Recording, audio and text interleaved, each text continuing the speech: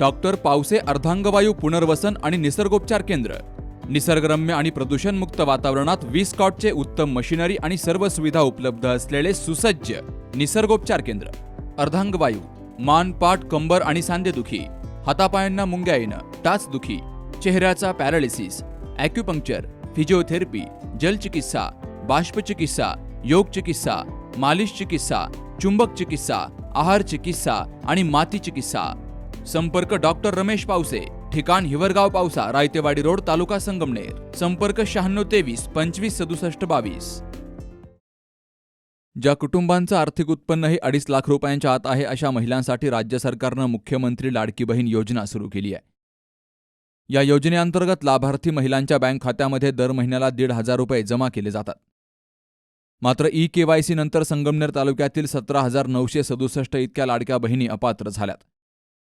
पंचायत समितीच्या महिला बालकल्याण विकास कार्यालयात ग्रामीण भागातून महिला रोज आपले पैसे का येत नाहीत हे पाहण्यासाठी हेलपाटे मारतायत. ई-केवायसी करून देखील अनेक गोरगरीब महिलांच्या नावापुढे गव्हर्नमेंट एम्प्लॉय असा शेरा येत असल्यामुळं अनेक लाडक्या बहिणींना या योजनेपासून दूर राहावं लागतंय.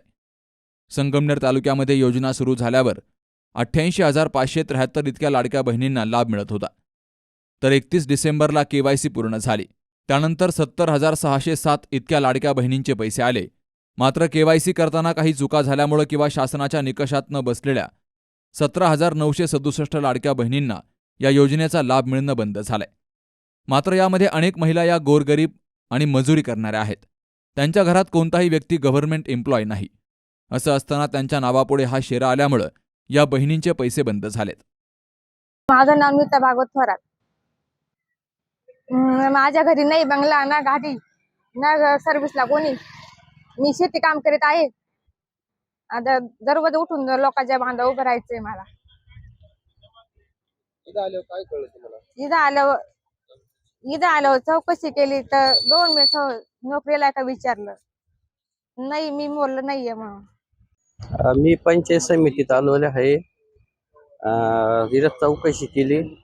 तिथं कुणी न मार्क असल्यामुळं कुणी घरातलं नोकरीला नाही. माझ्या पत्नी पैसे भेटते नाही. काय करताय तुम्ही? शेती, मोलमजुरी काम.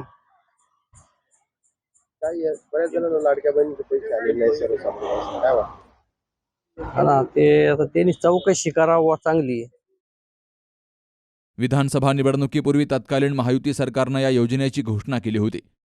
या योजनेचा महायुतीला विधानसभा निवडणुकीत मोठा फायदा झाला. राज्यात बहुमतानं सरकार आलं. दरम्यान आम्ही सत्तेत आलो तर लाडक्या बहिणींच्या सन्मान निधीमध्ये वाढ करू असं आश्वासनही महायुतीच्या नेत्यांनी विधानसभा निवडणुकीच्या प्रचारावेळी दिलं होतं.